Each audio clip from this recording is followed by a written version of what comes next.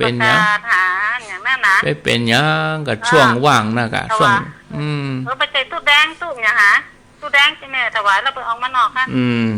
ตู้อย่างที่เป็นโคโซ่อ่ะเจ้าท่านเคก็เจ้า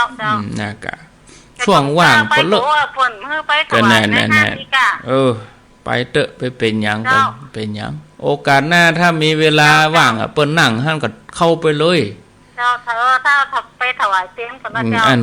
กะเปิ้นตึงนั่งไปแล้วหมดแล้วเจ้าเนาะอาจารย์วันละใจยังไม่ได้ถวายสักส่วนนะเจ้าแต่เป็นหยังโอกาสหน้าม้วนตามพระครูเขาตีเรียงบอกเป้าเปิ้นออกมายืนแถวกันตั้งนอนโอกาสหน้าขั้นแรกแล้วโอกาสหน้าวันที่21ก็ได้เด้อโมทนาสาธุเจริญพร7 โมงเนาะสายต่อไปสวัสดีครับชื่อลุงครับโทษจากไหนโทษจากต้องฝ่ายครับต้องฝ่ายด้วยแดนน่ะครับผมกำลังใจยันชื่อลุงต้องฝ่ายด้วยแดนอันนี้ไผ่ชื่อหยังที่ปูชัยพรจอมทันชัยพรเป็นครูข้าราชการครูแล้วก็ลูกเจ้าก่อนนี่ครูลูกเจ้าก่อนตื่นเจ้าตื่นเจ้าเหมือนกันลูกบัลลัมได้ยินน่ะเด้เนาะอาจารย์ครับอยากถามธรรมะได้หรือครับลองว่ามาเนาะสมมติว่าเลี้ยงไก่เนาะเลี้ยงไก่ไว้ขายเขาเวลาเขายับมันไปใหญ่แล้วก็มันห้องกับผมก็ยินดูมันไปขายยินดูมันถ้าจะเป็นบาปครับยับไปไก่ยับไปที่มันเอาไปขายยับเพื่อนน้องเอาไปขายเพื่อนเลี้ยงนี่หรอผมก็กลัวเป็นบาปนี่ไงแต่อย่าตอบก็อินดูแล้วเนี่ยได้มาน่ะอินดูแล้วเนี่ยได้มาน่ะฆ่าสัตว์ผมก็อินดูนี่เลยฆ่าสัตว์เพื่อเคยฟังธรรมไก่น้อยดาวีก็ฟังก็ทำไก่น้อยดาวีก็เดี๋ยวจะอู้ในวิทยุเนอะโมทนาอันนี้สงสัยโยมสงสัยเจริญพรเจ้าใจเจริญพรนั่นของเฮาแม่ต้องว่าไหว้สาอีกไหว้สาเจ้าอยู่ตั้งได้สารปีเจ้าสารปีนี่บ้านอย่างตำบลอย่างตำบลเกฐานบ้านสิจงยังเจ้าใช่สถานชื่อยังแม่ชื่อแม่อำพันธ์เจ้าแม่อำพันธ์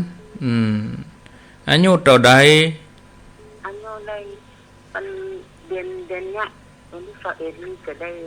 61เจ้า61อยู่หรอฟังถึงวันกะฟังคลื่นไหนสถานีไหน69เจ้า96กะโมทนาเนอสาธุม้นไหนได้โทรหากันเนาะอย่ามีไลน์ใหม่ๆอีดีนะเจริญพรไหว้สาเจ้าว่าจะได้ยายอ้วนฟังอยู่เด้อแม่อ้วนกะเจ้า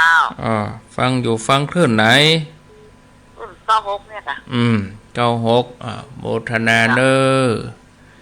แม่อ้วนต่อไปเจริญพรเจ้ากราบไหว้สาเจ้าท่านพระครูเจ้าจากดังใดจากขี้เล็กแม่ลิมเจ้าขี้เล็กแม่ลิมเจ้าวันนั้นได้ยินเสียงท่านพระครูเตะธรรมเป็นคุณครูนะเจ้าโทษ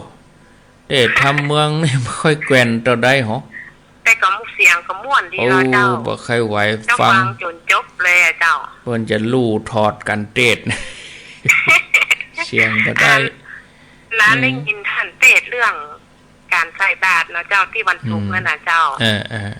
เจ้าก็จะกู้กับท่านว่าเจ้านี่ใส่กู้วันเสาร์วันตีลูกพระลูกเนรเพิ่นบิณฑบาตนะเจ้าแล้วก็ จะใส่ของส่วนมากจะใส่ของที่ลูกพระลูกเนรเพิ่นชอบฉันนะเจ้าดีอยู่เจ้าเป็นกับข้าวกับปลาอย่างนี้นะเจ้าดีแล้วเจ้าโมทนาเด้อก็จะไปวัดธรรมเจ้าดียินดีแต่สาธุไปสาเลยเจ้าอยู่ดีมีสุขที่เล็กแม่ลิ้ม0998366322จะฮับไป12สายโหลลายใหม่ๆเมืองฝางแม่อายชัยประการลูกมาละบอ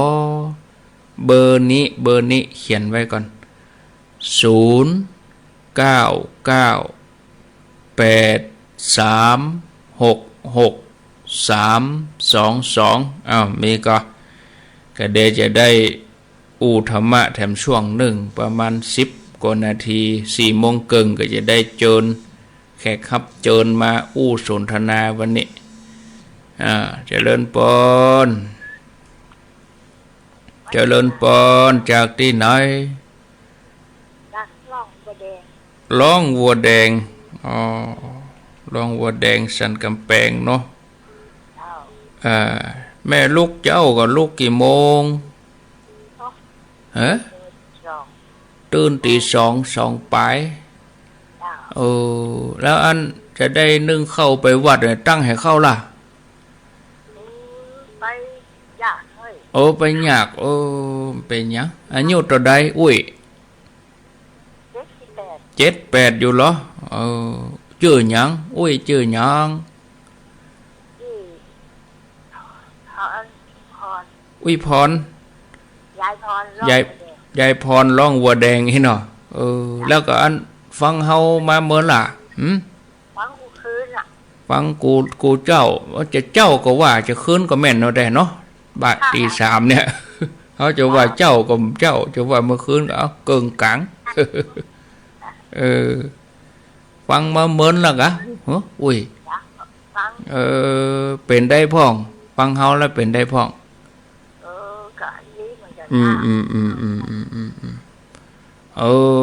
ฟังไปเรื่อยๆเนอะอุ้ยเนอะอยู่ดีสบายเนอะอุ้ยเนอะไปวัดไปได้ต่อขาขาบ่ค่อยดีอยู่บ้านก็ยกมือ10 นิ้วเฮาก็ฟังวิทยุวันนี้เปิ้นประกาศว่าวันนี้วันศีลเฮาก็ยกมือ10 นิ้วเอาเนอะก็ได้ละบ้านมันใกล้วัดก็ฟังก็เปิ้นเปิดเสียงอยู่ก็เปิดลำโพงใส่เคียงอยู่ก็น่ะก็เหมาะก็เปิ้นปั่นป้อนเฮาก็ไว้อยู่บ้านหั่นก็บ้านนี่มันเป็นวัดเจ้าคณะแม่นน่ะลองวัวแดงอันนี้เปิ้นปั่นป้อนเปิ้นไหว้พระหยังไว้ที่ในวิทยุเฮาก็ได้ไหว้โดยเปิ้นเหรอก็เดี๋ยวเปิ้นทำวัดเฮาก็ไหว้โดยเปิ้นบ่เป็นหยังเด้อนอนก็ได้เป็นหยังอยู่ดีมีสุขเจตนาดีเจริญพรข้าพเจ้าจากดังใดจากละปูนเจ้ากว้างล้ำละปูนอำเภอหยังอำเภอเมืองบ้านศรีบัวบานเจ้าอีกะศรีบัวบานไก่เมืองกันนี่เลยไปปุ้นก่อนนี่เจ้าเลยเลยโดยติไปปุ้นแม่ป่าจำกูจำบอนปุ้นนี่เนาะเจ้าบ้านตรงข้ามกับจำบอนแล้วก็บัวบานเจ้าตรงข้ามกันนี่เจ้าพอจะดีขึ้นขุนตาลแล้วรู้แต่เจ้าได้ยินป้อยดีกว่าทีชัดก่อชัดเจนดีก่อเจ้าชัดเจนดีเจ้าฟังอยู่ทุกวันจะพูดตอบกันเนาะดีละโทรมาข้างแรกกันนี่ดาคัวจะไปวัดเกียมจะไปวัดโทรข้างแรกเนาะเจ้าโทรข้างแรกเจ้าดีละยินดีเนอโมทนาสายต่อไปแฮม2 สายเจริญปนอาจารย์เจ้าจากดังใดจากปตานบ้านทิเจ้าปตานบ้านทิชัดดีกะเจ้าปตานบ้านทินี่ฟังชัดดีก่อชัดเ เจนดีขนาดเจ้าชัดเจนดีแต่มาเจ้านี่นะโมนดีกะโมนนี่เนาะยินดีนะเนอยินดีอนุโมทนาเอาสายสุดท้ายเจริญปอนน้องเบลว่าจะได้นี่น้องเบลฟังอยู่นะครับชัดเจนดีเนาะชัดเจนดีครับฟังพระครูเทศเมืองกับวันดีหรอป้าเสียงบ่ใครได้นะยกธงนะทำเมืองนี่เสียงวันแถมหน่อยจะมีนักเทศโอ้ขอทำเมืองนี่ต้องยกคือตนอื่นไปวัดบานมอนพ่องวังสิงคำพ่องตาไม่อีพ่องยกคือเปิ้นพระครูกับเทศม่วนนะอ๋อโหมเอาอ่ะทำเมืองนี่นะบทโหไม่ว่าชมนะครับโอ้ดีได้จับมือพระครูแล้วหอมร่มเจ้าอ้วนเนาะอันกะเราประเมินน้ำหนักประมาณเท่าใดเนี่ยชักลองตายจับมือก็หู้แต่อ้วนผอมยังได้หู้เนาะผอมมีแต่กระดูกครับวันนั้นห้องเพลงได้ม่วนเนาะโคดีกะเปิดเอาออกวิทยุเหรอเอาเปิดกินข้าวขึ้นแล้วนะเหมาะดีต้องอิ่มแล้วเพราะว่าถ้าผมกินข้าวแล้วมันจะห้องเพลงผมม่วนแม่นมันอืดต้องห้องก่อนเหมือนเดียวกันพระเวลาไปเตะนี่นะเมื่อไงเนี่ยถ้ากินข้าวไงไปนี่ป้าเสียงบ่ออกเสียงมันแบบพดข้าวแล้วเนี่ยของเพลงนี่ในการนะมาเตี้ยนั้นรับนั่งในการเขาต้องไปยกอะไรหูเรื่องดีกะครับโอ้ยินดีเนอะสาธุดีละอันนี้น้องเบลเอาเนาะ12สาย1กรกฎาสลวงแม่ลิมแม่จัน2สันกำแพงปูคาแม่นวล3ทุ่งโฮเทลแม่สุพิษ4เวียงเป่า4เวียงทอง5ต้องฝ่ายดอยแดน6สระปีแม่อำพันธ์อายุ61 7แม่อ้วนดอยหล่อเฮานี่8ขี้เล็กแม่ลิม9ร้องวัวแดงสันกำแพงแม่ยายพร10สีบัวบานละปูน11ปาตานบันทิ12น้องเบลคำถามว่าเลี้ยงไก่ละอันเปิ่นหยับถ้าตัวเก่าหยับก็ตัวเนี่ยได้มั้ยน่ะเฮาก็ไปฮู้เปิ้นเอาไปเนี่ยได้แต่ไปสงสัยแฮมกับมันก็บ่ม่วนใจหยังเอียกะมันอันนี้เฮาเวลาเฮาฟังอย่างเฮาทำมันไก่น้อยดาวีพระธุดงค์บิณฑบาตมา2ตายายปรึกษากันจะเอาหยังไปเลี้ยงพระธุดงค์ไก่มีนั่น1ตัวพร้อมลูกน้อยฆ่าไก่ไปแกงใส่บาตรถามว่าพระธุดงค์เป็นบาปก็บ่เปิ้นบ่ฮู้เปิ้นไปฮู้ได้ว่า2ตายายกึดจะฆ่าไก่แต่ไก่นี่ฮู้ว่าตัวเองจะต้องตายสั่งลูกมาไก่น้อยดาวีไปลูกก็โดดเข้ากองไฟตายด้วยแม่ไปปุ่นไปเป็นไก่ดาวลูกไก่ถ้ายังโยมนี่นะถ้าสงสัยถ้าโยมกึดต่อใดโยมว่าบ่ใครม่วนนะเป็นบาปไก่นะยิ่งเฮากึดเฮาสงสัยมันบ่ม่วนใจอยู่หั่นนะข้อทางที่ดีก็คือเนี่ยจะได้เฮาก็บ่ถ้าไปคิดอย่างนักถ้ามันจำเป็นต้องเลี้ยงถ้าเฮาบอกว่าอันก็บ่ถ้าเลี้ยงกับมันอาชีพเปิ้นเหมาะแล้วจะเอาหยังมาจุนเจือครอบครัวมันบางทีนะอาชีพของฆราวาสนี่มันเลี้ยงบ่ได้เฮาก็อินดูมันแหมศรัทธาญาติโยมถ้าสมมุติว่าเมตตานักนี่ก็เฮาก็พยายามเนาะเฮาก็หาอาชีพอื่นมาใส่มาเสริมถ้าบ่จำเป็นเฮาก็เลี้ยงถ้ามันจำเป็นเฮาก็อย่าไปสงสัยหยังมันแถมเปิ้นยับไปแล้วถ้าเฮาลงมือยับเองนี่ก็เนี่ยได้ก็มีส่วนรู้ร่วมคิดถ้าเฮาไล่ยับแล้วเอาไปฮื้อเปิ้นเนี่ย ถ้าเขามายับเขาก็ไปที่อื่นเนี้ยกะเขาก็บ่ฮู้ดอกเขาบ่ฮู้เพิ่นเอาไปหยังดอกนะแต่ถ้าโยมสงสัยเพิ่นต้องเอาไปฆ่าแน่ก็บาปก็ติดใจโยมอยู่หั่นน่ะแล้วเนี่ยฮือเนี่ยใดเดี๋ยวนี้เนี่ยใดก็ทำมันก็ต้องรับทำเราก็ต้องรับจะไปเลี้ยงเนาะเขาทำก็ต้องเป็นอย่างนั้นทำกรรมอย่างใดก็ย่อมได้รับอย่างนั้นถ้าถ้ากลัวจะนักจะหนาไปเขาก็เลี้ยงเนี้ยไปทำอาชีพอื่นเนี้ยนี่ถ้าไปยับตัวกับผิดออกบาปก็คือบาปนะญาติโยมดำก็คือดำอย่าไปเป็นขาวเนี่ยหยังอย่าไปเป็นเทาเนี่ยหยังอาตมาจะตอบให้โยมดีเนาะถ้าว่ามันบาปก็บาปนะกะแล้วเนี่ยจะได้ก็เนี่ยจะได้อาตมาก็แนะนำไว้ให้โยมเอาก็เลี้ยงเหี้ยเมาสงสัยนี่เปิ้นเอาไก่ไปประเดี๋ยวนี้ไก่บ่เป็นอะไรอย่างไปบ่ฮู้แล้วใจโยมก็ยังบ่ม่วนอยู่หั่นนี่เปิ้นยับไก่เปิ้นเอาไปขายมันเส้นทางมันมีไหนบ่ฮู้ขอโทษเด้อขนไปตี้กระถูกไปตี้แล้วก็บ่ฮู้แล้วเขาจะมาบ่ม่วนอยู่นี่แถมเนี่ยโยมก็ซ้ำบ่ม่วนอยู่หั่นแถมกันเนี่ยมันติดข้องอยู่ในใจเนี่ยนะมาไหว้พระสวดมนต์ปฏิบัติธรรมนี่ถ้าฟังรายการธรรมะก็พยายามยกใจขึ้นมาแหมหน่อย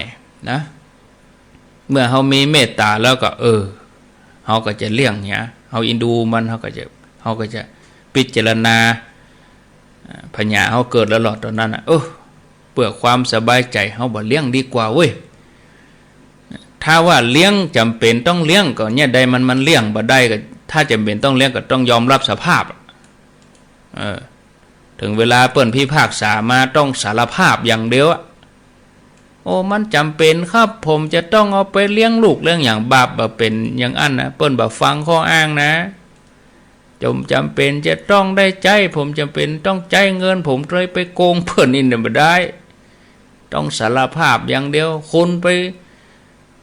ฆ่าเพิ่นกะครับแม่นละครับแล้วก็ต้องรับสภาพจะไปเลี้ยงว่าอ้างเหตุอ้างผลบ่มีเนาะศรัทธาญาติโยมเนี่ยต้องรับสภาพเอาละเนาะญาติโยมพอเวลาไปก็ว่าจะเล่าธรรมะก็พอดีเวลา4 โมงครึ่งเนาะอาตมาจะพักกำเดียวเนอะฟังได้นี่ไปไหนเด้อเนอะพ่อแม่ศรัทธาญาติโยมพักกำเดียวประมาณสัก5 นาที4 โมงครึ่งปิกมาปะกันเต็มกำเนาะเจริญพร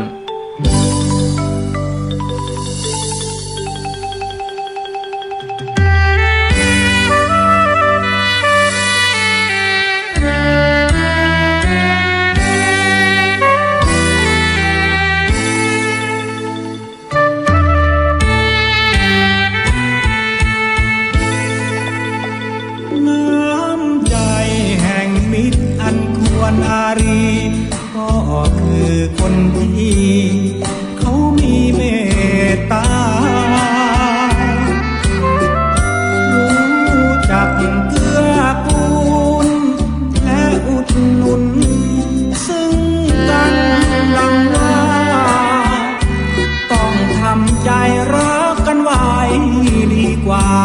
เมื่อเราเกิดมาถือว่าญาติเดียวกัน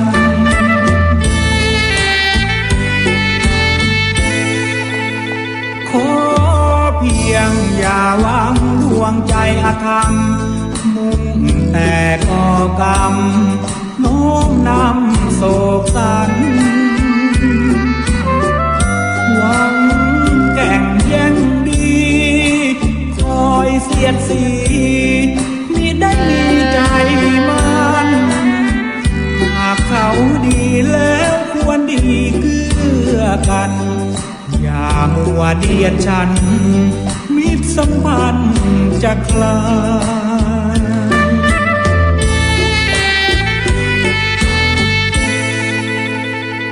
ทุกวันโลกนี้มันเป็นความจริงต้องต่างพึ่งพิงแล้วจึงสมหมายใช่อยู่ลำพังจะหวังใดได้ดังใจกาย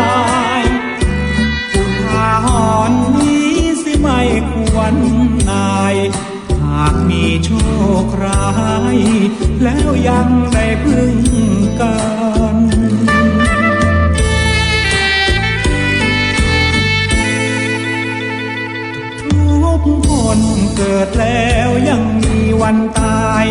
ต้องควรขนขวายหมายดีต่อกันแม้นสร้างกรรมชั่วกรรมจะตามสนองตัวผัวพันหากทำดีผลบุญดีทวีมันผู้เกียรติงามเชิดชันทุกวันจะรื่นรม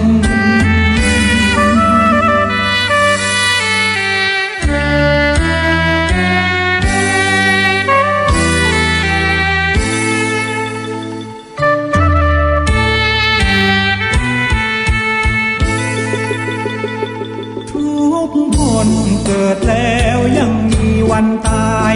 ต้องควรขนขวายหมายดีต่อกันแม้นสร้างกรรมชั่วกรรมจะตามสนองตัวผัวพันหากทำดีผลบุญดีทวีมันผู้เกียรติงามเชิดชันทุกวันจะรื่นรม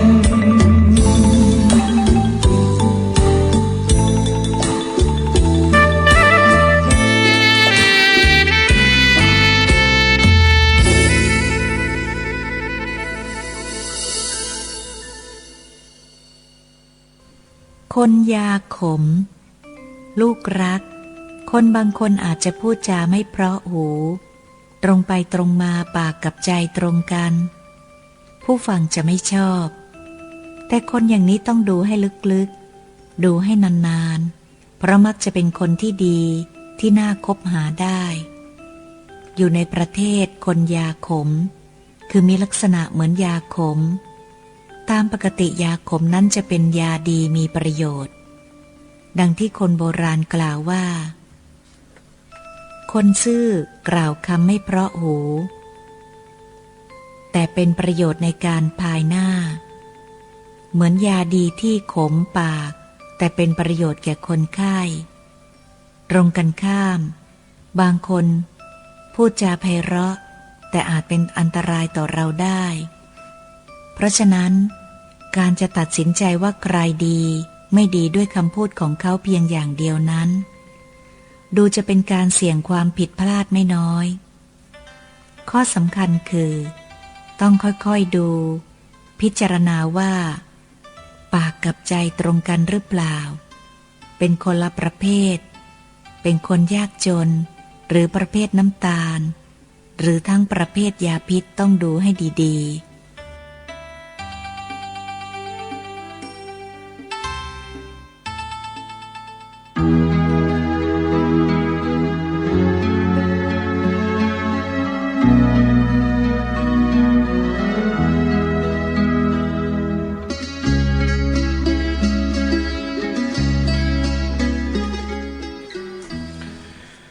เอาแล้วศรัทธาญาติโยมท่านสาธุชนทุกคนทุกท่านขณะนี้เวลา4 โมงครึ่งตี4:30 นาทีท่านผู้ฟังกำลังรับฟังรายการเสียงธรรมแสงทองสัพเพเหระปกิณกะใกล้แจ้งดำเนินรายการโดยอาตมาภาพพระครูอภิวัฒนวิกรมวัดปากตางเจริญตำบลดอยหล่ออำเภอดอยหล่อจังหวัดเชียงใหม่ตอนนี้มีแขกรับเชิญมาร่วมรายการเป็นแขกพิเศษเนอะพอดีโยมท่านนี้เปิ้นก็ตั้งใจฟังวิทยุมาหลาย10 ปีแล้วก็ซุ่มฟังอาตมาภาพมาเมินนักแกได้ปะตัวกัน2 เตื้อ 3 เตื้อโอ้ปะแล้วก็อู้ไปอู้มาก็รู้สึกว่าม่วนอู้จากันม่วนใจแต่ว่านี่เปิ้นมาร่วมงานหล่อเตียนที่วัดจังกำหล่อเตียนมาก็เอาผ้าควบใส่ผ้าปกมาด้วย ใส่ผ้าปกมา อย่าไปนอนปฏิบัติธรรมกับอาจารย์บรรยงสักวัน2 วันนี่เนาะท่านนี้เป็นไผก็เดี๋ยวจะให้เปิ้นแนะนำตัวเองแต่นี่มานั่งนี่แล้วห้องลูกเรียบร้อยมานั่งในห้องส่งเรียบร้อยไปสวัสดีครับพ่อแม่พี่น้องทั้งหลายเนาะฟังลีก็ดีเนอะถ้าอยากรู้จักเสียงเหมือนกันนะแม่สุกันทาแม่ขันแก้วกะแม่ขันแก้วกะแม่สุกันทากะป้มหมวกกะพ่อสีเมียงก็โปรดฟังเลยครับเนอะตะกี้ท่านอาจารย์บรรยงเป็นเล่าไอ้เรื่องประวัติไอ้ไก่น้อยดาวีเดี๋ยวกะแนะนำกับ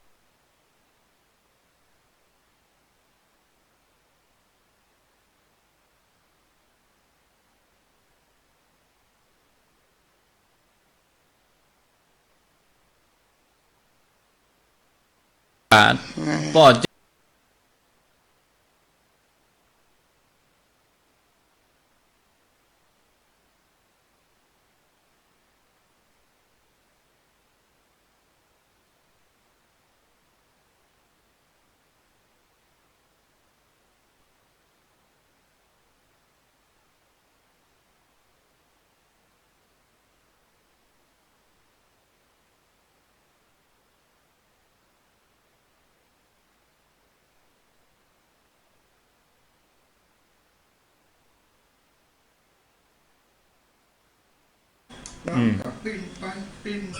นอนบนหลับอย่างเป็นว่าเขากินข้าวแล้วเขาบ่ได้กินน้ำเนาะถ้าว่าเขาบ่ได้ฟังธรรมะมันก็บ่มันจะได้ยังเข้าบ่ได้กินน้ำเนาะอย่างเดียวก็จ้างซอเนาะจ้างซอไปก็เวลาเป็นซอมาก็เป็นว่าจ้างซอผมก็ได้ยินจ้างซอแต่หลายเขาว่าเนี่ยกินข้าวยังบ่ได้กินน้ำมันเนี่ยแม่ลูกร้อนแม่หีดน้ำแกงผัวรักเมียหอมแป้งลูกเมียเน็ดหนาวเนื้อไม่ค่อยแสนจุกลุกไปจ้างบอกเมื่อผ่อยน้ำตากไหลขึ้นน้ำบนห้างน้ำตาไหลขึ้นบนขึ้นนอนครับน้ำตาไหลขึ้นหน้าผากมันก็มันเป็นอย่างนี้อ่ะแล้วก็พอแล้วสีแข็งแรงนี่โอ้หน้าแดงเสียงเหือนี่ไปยังไงไปออกกำลังอะปั่นรถทิพย์อะฉันเตือนแม่ตื่นบ่บวมเมื่อเป็นบ้าเป็นลูกเขานี่ตื่นเช้ามาลูกไปสวนระยะ2 กิโลเดินน่ะแม่เจ้าลูกมาเดินไป2 กิโลปีกแหมไปปีกใน2 กิโลจาก2 กิโลมาก็ขาไปเนี่ยไอ้พอให้พอหน้าพอเที่ยวไปดำกลางสวนลำไยก็แล้วก็ออกกำลังกายปีกแหม2 กิโลเป็นซีโอ้แข็งแรงรู้มันเป็นอย่างนั้นเช่นเดียวกับเฮ็ดออกตะมุงบุญให้บุญสวนเก็บยังไปเก็บเฮ็ดขลานขเลียงมันถึงบรรลุปฏิดอกบุญสวนนะเป็นว่าเป็นคนแม่ตื่นลีปุ่นก่อนรักฟังกันมาเมื่อละฟังเฮาเมื่อละจะมีอาจารย์ไปก่อนห้วยน้ำอุ่นหนึ่งก่อนนะที่ครูบาบุญยังนะเหมือนนักแข่รู้ตอนนั้นนี่เขาหูจักกันจะเนาะว่าหูจักแล้วก็ไอ้พ่อไปอยู่ไหนมันไปอยู่ที่ห้วยน้ำอุ่นท่าพอกะเมื่อก่อนนี่พ่อไปทำบุญอยู่ฮั่นเนาะไปศรัทธาห้วยน้ำอุ่นศรัทธาห้วยน้ำอุ่นมันมีไผ่จ้อยอันท่านหลวงพ่อยังนะครูบาบุญยังนะครับมีไผ่จ้อยที่นี่ผมก็เอาแกไปขอกับท่านครูบาหวันมาอยู่ฮั่นแล้วบ่มีไผ่อุปถาก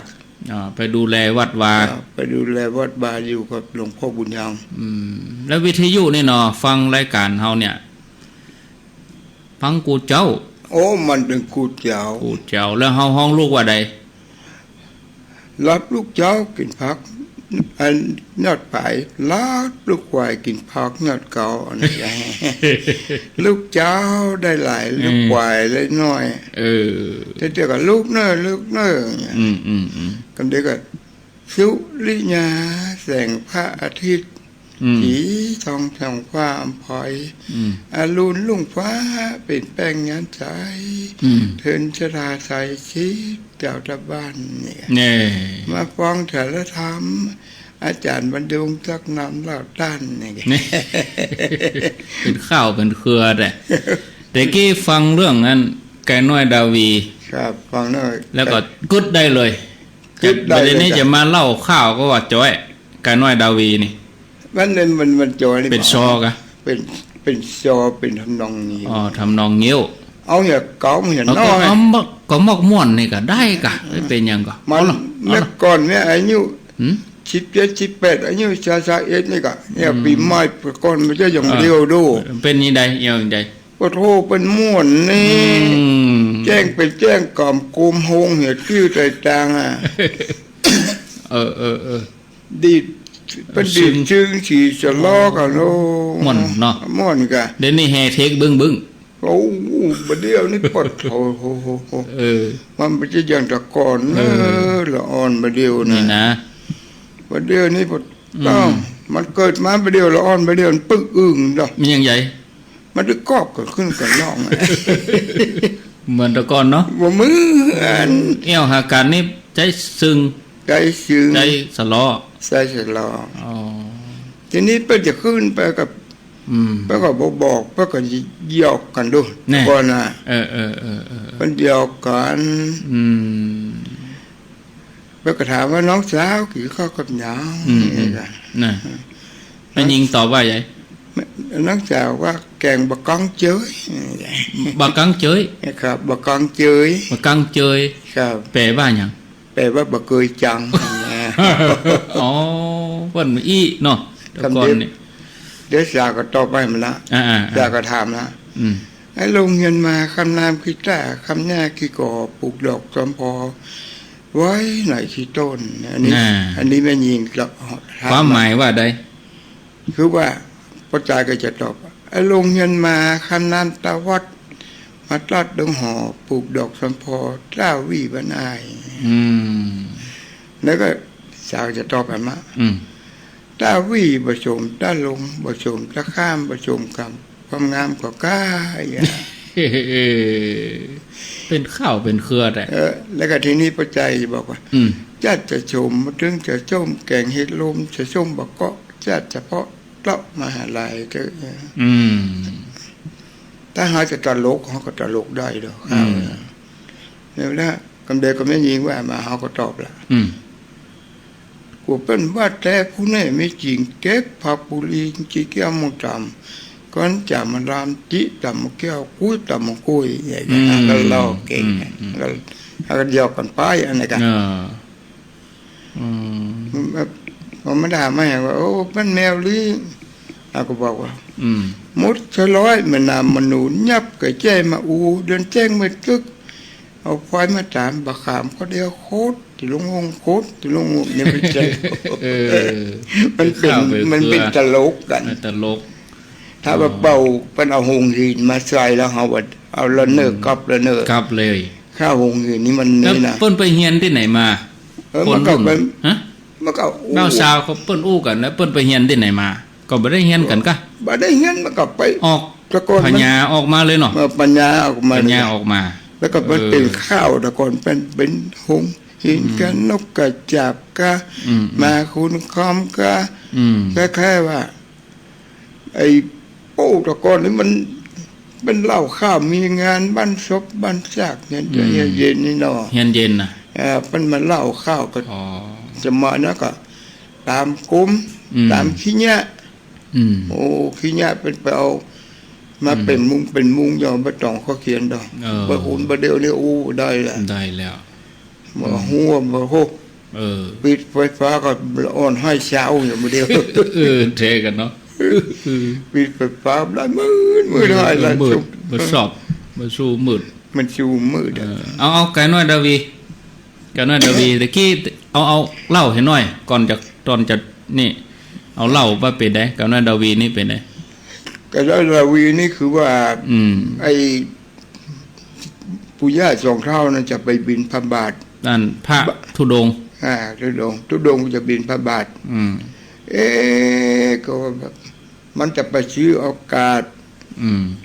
หนทาง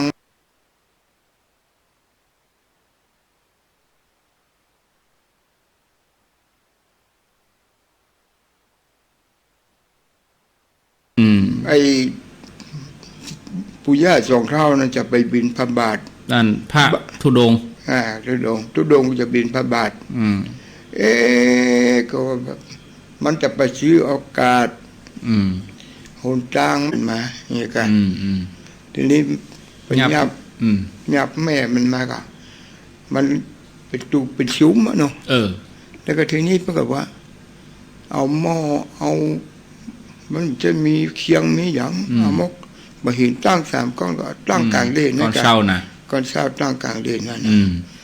พอดีก่อนเช้าตั้งกลางเด่นกับประกวดแม่ต้มน้ำบดหรอตั้งแม่เอาแหลกห้องครับบูบเลยบูบแล้วกับมึงเป็นโลโคนไปกันทีนี้ก็ลูกมันก็จะเป็นเทวดากะพระพุทธเจ้ากับพระหัวเนาะหอบกันน้อยก็ตายอุ้มเขาใส่น้ำหอดมดตึง6เนี่ยมันเป็นมันตะกอนมันผมอยู่ครูบาขับปีได้7 พรรษาแล้วผมไม่ได้บวชนะเป็นขยมเป็นขยมอยู่ตัวครูบาขับปีกะครับได้7 พรรษาแล้วไม่ได้บวชเพราะว่าผมบวชไม่ได้ครูบาขับปีเป็นเหมือนผมบวชเพราะว่ามันมีตำหนิในตัวผมมันบอกว่าบ่ต้องละถ้ามึงบวชไปจะตุกเรื่องนี้อยู่หรือมึงมีหน่อยอย่างนี้เริ่มได้บวชได้แล้วใจใครบวชก่อนตอนนั้นใครบวชก่อนเป็นขยมนั้นมันไม่ได้ห้ามทุกคนเลยครับห้ามปะทอนนี่ห้ามปอคนเดียวผมก็ถามว่าผมมีตำหนิที่ไหนมีในตัวนะต้องก็ถามว่าแม่มึงป้อนข้าวยังบ่ฮู้นะตำหนิมึงป้องมึงก็บ่ฮู้แล้วประเดี๋ยวนี้ผมบอกเลยนะตำหนินี่นะเกิด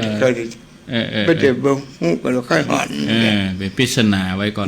ปริศนาไว้ก่อนมาเล่าข่าวเลยเ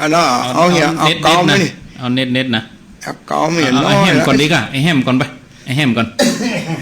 อย่างมันบ่ค่อยดีไม่เป็นอย่างก็เพิ่นก็เอาฟังไปอะกะยามเจ้าอย่างกะน้อยดาวีซ้ำวันนี้วันศีลนะเหมาะพอดีนะเนาะเอาเลยเนาะบทนี้แหละเป็นข้าวดาวมีที่แกได้จำได้ชื่อได้ตกแต่งก้อนออกเป็นข้าวชอเพลงจะมียา2 เท่าสมบอดสลาอันที่กาเก่งหอดถึงเดือนดับมาจับเบี้ยนเป่งที่กินชินกันบ่ขาดวันนี้นั้นนะเป็นวันเดือนเป่งที่สายแจ่มสะอาดจุเจ้าพันท่านกุมบาทเจ้าสั่งมาไทยเป็นตันเสียงมาออกเลยเอากินน้ำให้หน่อยกินน้ำให้หน่อยเดี๋ยวดาวีนี่เสียงมาออกผมมาชื่อไม่ได้นะครับแม่7นี่แม่ยัง7นี่ไปแล้วมันทำนองอย่างก็เนี่ยนี่ทำนองอย่างมันคล้ายๆแบบทำนองเสรีเมาครับเสรีเมาคล้ายๆอย่างทำนองแบบนาโมคามอย่างนาโมคามแปลว่าที่ในข้าวมันมีหลาย3 ตุ3 ฉบับหมดเลยนาโมคามเอาตัวอย่างมากะต้นแรกว่าต้นนั้นเป็นสลีบุคำอย่างว่าคล้ายๆบอกผมจ้างยั่วอันออกสถานีพระบาทตักผ้ายั่วไม่ใส่ทองนี่กันไม่ใช่มันไม่ใส่ทองถ้าจะฟังอยู่นะฟังมากกับเดี๋ยวนี้อันนี้ยั่วไม่ใส่ทองอยู่นอกเลยนะสลีบัวคำเป็นบุญธรรมปริสีน้องไทยใส่ท้องเอ๋ยปียังบัทันไล่ใกล้น้องไทยไปขัวจังเล่าจะหามีตะวาหนึ่งนั่นได้ไปพบไก่ทองที่บัดทางกอมก็ที่นอกศาลา านายเป็นนายออกมาอู้ใจนิดหน่อยเจอหนาใจท้องเป็นเพิ่งกบปนปากมีถ้าใจท้องเป็นขวีกบปนปากเมนเจ้าบ่ต้องมาลบลิเกนที่ปีได้จือไหนมาจะหือใส่ท้องออกมาหูจาถูกพระปิตาบรรดาหันใส่ปีจะขอวัสาอ่างวันตากับน้องนี่ของเจ้าสุวัตครับปีบังมีมินมอมกับยอดควันตาปีเกลียวต่างชนี่เป็นธรรมดากรรมเป็นกรรมบ่มีกรรมเป็นนอกเงินสาบใช่ทั้งเอ่ยปูป่าบาตายพายจักตุ่มจักลาบจะทามน้อยกาบยอดที่ดาแต่ว่าพี่ถึงมานี่บ่เลยชนะชะตาน้อยหนึ่งเอาแล้วเนาะหอมปากของคออันนี้เอาให้น้อยนิดหน่อยอันนี้ของเจ้าสุวัตกำนังบุคคำครับแต่ว่าตอนชงก็เพิ่นเอามาแสดงเป็นละครซอด้วยนะเป็นละครจอกันแล้วนกกระจาบบ่นกกระจาบผมบ่ได้มันคล้ายๆแบบไอ้หงหินเนาะคล้ายๆอย่างหงหินป้าเฮาสู้ปั้มได้เลยฮะเฮาก็เอาแล้วเนิดจำเป็นเนาะหงหินเนาะก็แล้วก็บอกว่าอย่างเขาจะไปเอาหาไม่เรียบเถินกายอย่างเนี่ยแล้วก็บอกว่าไม่เรียบว่าผมจะปล่อยไปเดียวป้าไม่เรียบเถินไปเลยแล้วก็มันหงหินนี้พี่เขียวหินบินบนจันทร์ฟ้าไม่มีฟ้าไปบนคิ้วกลมก้อมใบอ้อมสีสมผมเขียวดุกดีเหมือนปีดผู้ห้องอันนี้จะแต่งใช่ไหมเรียบนะลำคอเรียบก็คมสวยงามตกปองช่องขานางนมกังกัดยิ้มปากแดงอ่อนเป็นมอนบกวักวิจาได้ใครอู้จ่าเปิงขอโทษนะไม่เรียบนะผมเล่นไปได้เล่นน้ำม้วนอันนี้เป็นขอโทษเจ้าหงหินเจ้าหงหินเจ้าหงหินคล้ายๆอย่างกำยอกมาปั้นบ้าปั้นหยอกมาปุ๊บเนี่ยเขาสู้บุได้ครับเอาหยอกยาวใช่ละแล้วก็บอกว่าอย่างเขาจะหยอกยังไม่ใส่ทองเนาะยังไม่ใส่ทองหยอกแล้วก็บอกว่าแม่จะท้องกระต่ายกับพระลูกดำกินป่าปัญหาปีนาน้องแก้ว่าด้อยโลกโตตุลายลื่นงูก็แก้เก่งแค่เตาแม่แรงเลี้ยงมาหลายจะกายวิญญาแห้งไปยันแห้งกินแมวพี่ยังบะหุไก่น้อยกินเหลวไปแห้งกินแมวข้างตัดหิงถ้วยบะเป้าฉุนก่อยน้ำอ้อยฉุนกล้วยอันใดจะหวานบะหุนออันนี้ใจทองเป็นจะมีผัวเป็นอาจเป็นไม่จะมีแฟนก็ว่าได้นะอันนี้เป็นอย่างกำซอมันเป็นกำยอกเหมือนกันกำยอกแล้วมูนี่ได้เขียนได้แป่งตำรับตำราอย่างก็ไปสืบที่ไหนมามันกับฟังที่เป็นไปตัวกันเป็นมูเมื่อผู้พักลักจำแล้วถ้าเข้าแพะเข้าป่าเข้าดงนี่ก็ออกมาเป็นกำข้าวกำอย่างได้ปะแต่คล้ายๆอย่างเข้าไปแพะไปป่าอีกผมไปเมื่อก่อนกับผมมันก็ตุกขนาดผมไปเก็บดอกก้านเป็นห้องกระบุกที่ไอ้มันโป่งอ่ะทีนี้ก็ผมไปได้ยินคนมันโป่งก็เล่าข้าวผมก็ไปถึงบ้านแต่คุณผมเมียไปเก็บกระบุก7 วัน 8 วันกับพิจารณาพอกูจะลองบอกคุณแม่ว่าลองกับปากกาเขียนโดยแล้วจะลองเอาข้าวผักหวานชุบน้อยผักหวานผักหวานที่เขาแกงใส่ไปแห้งนะข้าวผักหวานก็มีเอาลองว่ามาเนาะให้ก็บอกว่าคืนต้นว่า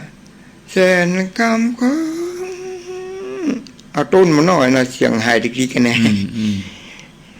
แสนกรรมก็อาภั ากเรื่องพี่น้องหมู่เฮานั่งซ่องฟังข่าวพักหวานบางคนก็มันการแผ่วแย่กิโล4 บาทบ่ไปนี่ยายแม่ป้าที่เขาเคยมั่งก่อนนั้นหักสาบผักหวานหมูตีผักย่างเป็นเกี่ยวกับวันบนคนสมัยนี้อันนี้ผมแต่งเอาเนี่ยอันนี้แต่งคนเดียวแต่งเอาที่ไปเก็บผักหวานบ้านโป่งมันออกแบบปงก้อมปงเบนปงดอนน้ำด้านที่ผมเคยมาหลายเรื่องจัดใส่ลังโคนบรรลุน้ำพื้นใส่ขึ้นบุกเมียเบียได้หอกพริกกาบถึงหอกเกียตาพิตาเพียนึกว่าห่อเข้านี่บ้านแอนบ้านหนองป้อมองหมุนเศร้าเป็นแผ่นดินใช้หมุนมุกลังคนก็มีลังคนกระตุกเหมือนกันปุ่นปี้ยี่ย้ำนี่บ้านเดียบ้านน้อยบ้านน้ำอ้อยก็หวานนี่มืดกาสาวงามไปตามไปได้พี่จักไข่ปานไม่ผ่านป้องแป้งบันโดนใบแดงไหลลอยพองชอบบกนะหากินเลยไม่จำใจได้แต่ได้ใจยังส่วนทนพี่น้อยเกิดมาเป็นตนเกิดมาเป็นคนมารู้ผมเที่ยงทั้งพริกเลยป่าสุลาหมักเมี่ยงอะไรก็แปลงพร้อมๆสบานงานโยมจีเขียวให้ลูกอีนามคนงามบ่มักจูเขาสัก4-5 คนนี่แหละมันอย่างนั้นสัก4นี่มันเล่าออกแต่ก็ว่าอย่างเงี้ยนั่นสัก4นะที่มาเข้ารายการพระบาทผ้ามันเล่าเป็นเสียดายพอเวลาจะหมดเห็นละครึ่งชั่วโมงนะครับเว้ยนะเลี้ยวกันเนี่ยเลี้ยวก็โธ่ลาผู้ฟังก่อนก็ได้จะพ่อแม่พี่น้องเนอะวันตกมันออกกอกใต้แจงเหนือที่เลยผมได้ปล่อยกรรมมาใดที่มันดีมันชอบก็เก็บไปเนอะถ้ากรรมมันดีก็เก็บคืนมาให้ผมเนาะปอทอนนามสกุลอย่างก็ชมพูแม่ตื่นดีครับมานอนวัดปัตตังกิเลนเป็นได้พ่องรู้สึกสบายใจสงบดีมันบอกมีจุ๊จี้บ้านผมมันรถผ่านหน้าบ้านไปมารถวุ่นวายอันนี้ดักปิ้งครับดักหูเย็นใจดีดักหูเย็นใจถ้าจะมาเห็นเมื่อใดถ้าว่านอนนี่ก็สัก3-4 คืนมันคุ้มค่าที่มันนอนที่ห้องกันวันนี้อย่าไปเจอกันก่อนไปกันจะไปวัดอะไรอย่างก่อนแต่ว่าก็ไปมาแล้วเนาะวัดอะไรชื่อมันนะผาจ้อกะผาจ้อพ่อแม่พี่น้องเลยที่อยู่ทางบ้านทางจองนะถ้าวันนี้พอจะมากระตอนอยู่ในครับเนอะถ้าบ่มานี่เสียใจถ้าว่าบ่ได้มานี่ผาจ้อนี่ห้องตายด้วยนะครับเนี่ยม่วนอากาศแต่ว่าไปที่เพิ่นแปลงเพิ่นจะสืบชะตาป่าเพิ่นจะเป็นได้พ่องน้ำเป็นเย็นดีน้ำเฮานี่น้ำเป็นนี่ถ้าบ่มีบ้านอยู่ทางเหนือนี่มันนึกเดี๋ยวน้ำทะเลก็เฮาก็กินได้นะน้ำมันบ่มีพิษบ่มีหมอกไปอ่ะน้ำใสเนาะน้ำใสแล้ววันนี้ผมก็จะไปฮะเนอะพ่อแม่พี่น้องทั้งหลายที่อยู่ทางบ้านทางจองอ่ะบ้านเหนือบ้านใต้บ้านไกลมาใกล้ว่าจะสืบชะตาที่เขตอุทยานนี่กันอุทยานเนี่ยผมก็บางทีผมจะร้องเพลงฟังคุณกันก็ได้กันขั้นเวลาถ้าขั้นเวลาเรียกผมจะร้องเพลงอุทยานต่างไปยามเมื่อมาเดินเล่นในสวนประเดี๋ยวมันแปลงวิธีอยู่อะไรครับผมเอาแล้วแต่ว่าผมไปไม่ป่าไม้เป็นรูปลื่นดีเนอะเย็นที่มีชีวิตชีวาอากาศเป็นก็ดีพ่อแม่พี่น้องมาเจอวันนี้มาทำบุญกันทำบุญอย่างเป็นว่าทำบุญกันบ้างว่างๆก็มาทำบุญรู้ไหมแม่คุณเราอยู่ไม่ถึง100 ปีกันพ่อแม่พี่น้องแต่พ่องเล่นพ่องเลยครับนะผมมันแต่ว่าผมนี่มันแต่คนที่อย่างอี้เอาแล้วเนาะพ่อแม่พี่น้องเอาเลย อยู่ดีมีสุขเนอะ สัพพิปิโยวิวันจันตุสัพพะโลกโกวิวันจันตุมะเตชนตโยสุขีสิกานิโกอะวิวาจันติจังจัตตาโลอายุวโนสุขังปะลังเอาละครับ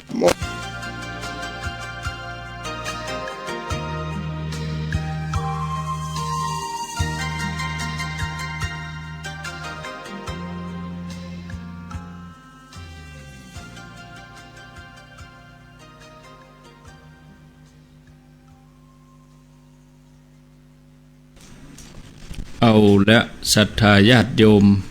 ท่านสาธุชนทั้งหลาย ก็ได้ฟังป้อทอนเปิ่นมาพักผ่อนมานอนมาปฏิบัติธรรมที่วัดก็ลูกจังกัมมาตะวาวันนี้จะไปร่วมงานสืบชะตาป่าเวลาก็หมดไปเน้อญาติโยมที่เก้าหกก็ฟังการทำวัดสวดมนต์เจ้ากับคณะสงฆ์วัดเจ็ดลินส่วนญาติโยมที่ฟังทาง 104.5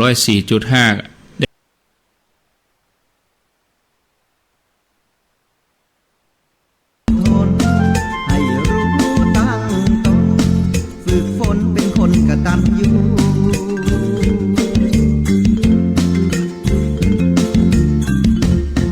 พระนักพัฒนา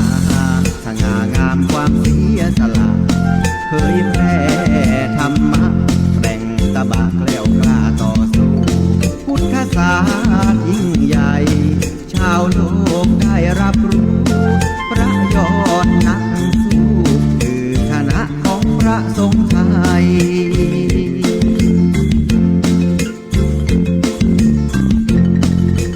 เราชาวญาติโยมอย่าเพิ่งสำคัญพระผิด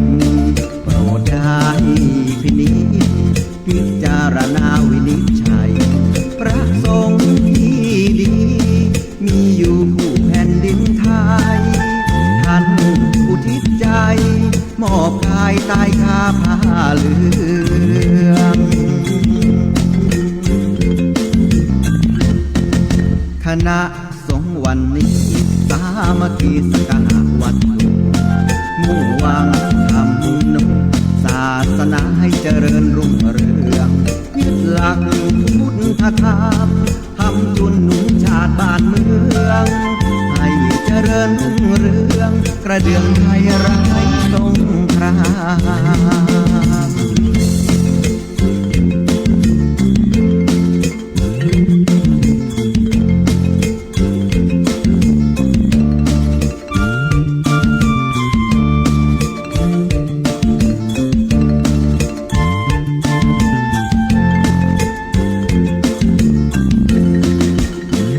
มชาวญาติโยมอย่าเพิ่งสำคัญพระผิด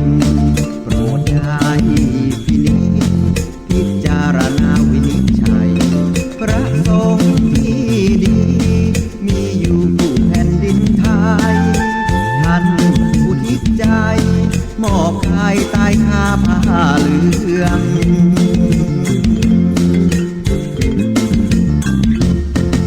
คณะสงฆ์วันนี้สามัคคีสักการะวัดมุ่งหวังทำนุศาสนาให้เจริญรุ่งเรืองยึดหลักพุทธธรรมทำจุนหนุนชาติบ้านเมืองให้เจริญรุ่งเรืองกระเดื่องไทยไร้สงคราม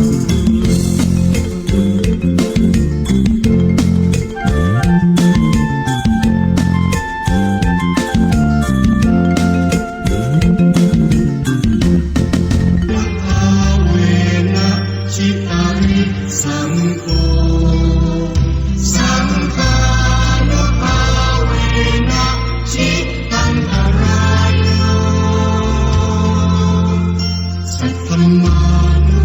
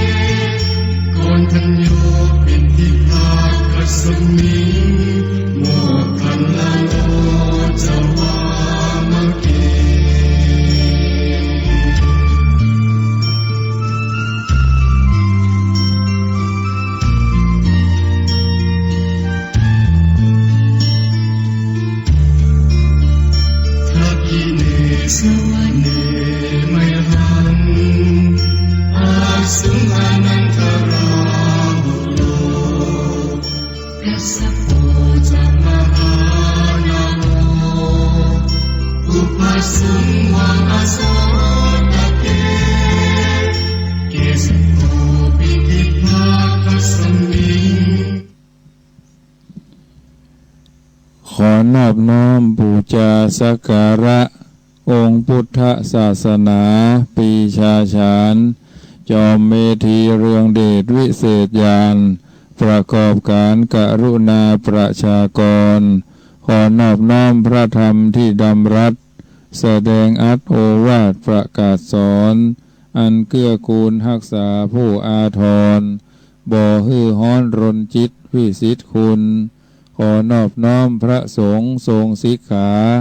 จริยาล้ำเลิศประเสริฐสูรรักษาศาสตร์พุทธาเป็นนาบุญช่วยกำจุนนำพาประชาชนด้วยเดชานุภาพพระไตรรัตน์เป็นดุจชัดศาสนาสถาผลขอจุงละความชั่วทั่วทุกคนประกอบตนเสริมสร้างแต่ต่างดีขอจงมีใจสงบประสบสุขนิราชทุกปรีเปรมเกษมสีขอจงเกิดความฮักสามัคคีฉันน้องพี่ทั่วกันนิรันดร์เทิน10 นิ้วกราบแนบใจไหว้สาปารมีธรรมในครูบาอาจารย์พระมหาเถรานุเถระท่านเจ้าคณะพระสังฆาธิการทุกรูปทุกตนขอความสุขความสวัสดีในธรรมะแห่งองค์สมเด็จพระสัมมาสัมพุทธเจ้าจงมีแก่บรรดาศรัทธาสาธุชนท่านผู้ฟังทั้งหลายที่มีโอกาสเปิดเครื่องรับฟังรายการวิทยุขึ้นเพื่อเผยแผ่พระพุทธศาสนาจังหวัดเชียงใหม่จังหวัดลำพูนจังหวัดน่านจังหวัดลำปางและก็จังหวัดพะเยาที่เปิดเครื่องรับสัญญาณขออนุโมทนากับเจ้าของคลื่นสถานีทุกคลื่นดังเมืองฝางและก็ใกล้ทินหิมใกล้ที่ได้มีโอกาสถวายเวลาพระเจ้าพระสงฆ์องค์สามเณรได้เอาน้ำทำคำสอนมาเผยแผ่มาอู้มาจามาอธิบายมาประคับประคองฉลองศรัทธาที่คุรุอุปถากสันนิบาตตันเข้าตามวัดตามอารามที่พักสงฆ์สำนักสงฆ์ทุกที่ทุกแห่งทุกวัดทุกวาทุกอารามตลอดจน บรรดาศรัทธาที่เป็นผู้ถวายกำลังกายกำลังใจกำลังสติปัญญาแก่พระเจ้าพระสงฆ์องค์สามเณรทุกรูปที่เปิดเครื่องรับฟังจากคืนนี้เจ้าวันนี้อัตมภาพเก้ากระผมพระมหาประสิทธมาภินันโทเจ้าอาวาสวัดจังกำเผยแผ่ธรรมในนามของคณะสงฆ์ขึ้นสีขาวรูปหนึ่งและก็ในนามของคณะสงฆ์หน่วยอบรมประชาชนประจำตำบลมะกอก เบอร์โทรศัพท์ติดต่อประสานงานได้ที่0861875325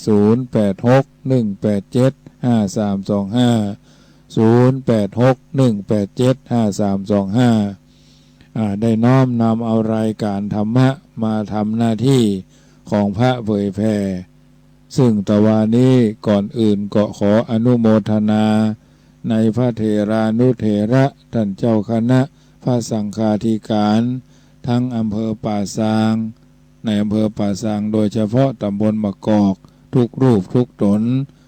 อำเภอเวียงป่าเป้าหมายมีท่านพระครูปฏิภาณธรรมทินก็ได้เมตตามาเป็นต้นเป็นประธานอำเภอดอยหล่อหมายมีท่านพระครูวิพาทวรคุณท่านพระครูอภิวัฒนวิกรมท่านผอ.ท่านพระครูกัลยาณปราโมทย์ท่านพระอาจารย์วรรณชัยท่านพระครู สังวรศรีราภิรักษ์วัดสายมูลแล้วก็ท่านอาจารย์ธนอัตทุลุงทั้งหลายทุปี่ทั้งหลายทุน้องทั้งหลายลูกเนนเถนน้อยทั้งหลายตลอดจนคณะน้อยหนานเวียงป่าเป้าและญาติโยมที่มีเจตนาอันบริสุทธิ์มาร่วมกินร่วมทานสร้างกุศลเจตนาเกิดแก่พระพุทธศาสนาเพื่อส่วนรวมบางท่านก็มีจิตอาสามาแปลงหั่นแปลงนี่ล้างห้องน้ำเพียววิหารเก็บขยะอาตมาภาพและพระเจ้าประสงค์องค์สมณเณรก็บ่มีอันใดอันหนึ่งที่จะตอบแทนบุญคุณโยมพ่อโยมแม่โยมอาวโยมอาทั้งหลาย ตื่นตันใจและก็ดีใจอย่างหาที่สุดบ่ได้แม้บางสิ่งบางอย่างอาจจะบ่ถูกใจโยมพ่อโยมแม่โยมพี่โยมน้องโยมอาวโยมอาแม่บ่ได้เป็นพ่อเป็นแม่เป็นคนที่อยู่ในครอบครัวเดียวกันสายเลือดเดียวกันแต่เฮามีชาติเดียวกันศาสนาเดียวกันแล้วก็สถาบันพระมหากษัตริย์ที่เฮาจงรักภักดีด้วยกันต่างถิ่นต่างที่แต่ไม่ได้ต่างคุณงามความดีที่จะสร้างเสริมเพิ่มเติมกันต่อไปเพราะฉะนั้นถือว่าวัดจังกำอาตมาภาพได้ทำหน้าที่ของพระเจ้าประสงค์รูปหนึ่งการทำมาอย่างคนเดียวมันอาจจะบ่ค่อยจะเรียบร้อยบ่อาจจะสมบูรณ์แต่ทุกสิ่งทุกอย่างที่ทำมาเป็นเวลาตั้งแต่ปี2544มาจนถึงปี2562งานใหญ่ทั้งนั้นญาติโยมทันแล้วมันทำให้เฮาฮู้เม็ดงานทำให้เฮาเข้าใจงานและก็ทำให้เฮาบ่กลัวงานพ่อแม่ครูบาอาจารย์ก็สั่งสอนอบรมบ่มนิสัยอาตมาภาพเป็นคนที่โชคดีด้วยหนึ่งว่าอยู่กับครูบาอาจารย์ที่เพิ่นเขี้ยวบ่ใช่ว่าเขี้ยวลากดินนะเขี้ยวการเขี้ยวงาน ใจการใจงานบ่อยก็ทำให้เฮาเป็นงานการทำงานที่ท่านทั้งหลายหันบ่ได้ไปเพิ่งปาอาศัยคนนั้นคนนี้เท่าใดนักนะ 80% เป็นส่วนใหญ่พอทำด้วยตัวเอาและหัวใจถวายชีวิตอุรังทัตตัวเนาะครูบาอาจารย์ก็คงจะหันญาติโยมก็คงจะสัมผัสได้บางสิ่งบางอย่างพอหู้ข่าวว่าจะได้จัดสถานที่หล่อเตียนเดี๋ยวหลวงพ่อท่านอาจารย์ท่านพระครูผอ.เพิ่นก็เคยเกินละเตื้อหนึ่งแล้วเฮาบ่พร้อมแต่ว่าเฮาก็คิดตรองแล้วว่าเพิ่นก็อุตส่าห์เอาสิ่งที่อำนวยอวยผลคือเฮาได้ประกาศให้เพิ่นได้ฮู้ว่าวัดจังกำพร้อมก่อนะทั้งนี้เท่านั้นก็เลยว่ายังบ่พร้อมก็เลยจัดที่อื่นไปก่อนมาปีนี้เป็นปีที่จะต้องทำละนะจะต้องมีจิตอาสาละทำแต่ทุกสิ่งทุกอย่างนั้นก็ผ่านไปด้วยดีถ้าเรามองได้หลายระดับหลายมุมมองจะไปมองในสิ่งที่มันบ่ดีเพิ่นถึงบอกเอาไว้ว่ามองคนในแง่ดีสามัคคีจะยั่งยืนชีวิตจะราบรื่นเพราะมีพื้นการศึกษาดีข้อนี้เป็นประการสำคัญเพราะฉะนั้นวัดจังกำเป็นวัดหนึ่งในอำเภอป่าซางในจำนวน80-90 กว่าวัดทำกิจกรรมอยู่บ่อยๆทำอันนั้นอันนี้อยู่เรื่อยๆ แม้ตัวตนอาตมาภาพเป็นประธานอปต.ก็ถือว่างานหลักคืองานเผยแผ่นอกนั้นก็เป็นงานรองบางคนก็อาตมาภาพมีควายมาดูมีควายมาอยู่โดยเปิ่นเอาเพิ่มทุกสิ่งทุกอย่างที่ท่านหัน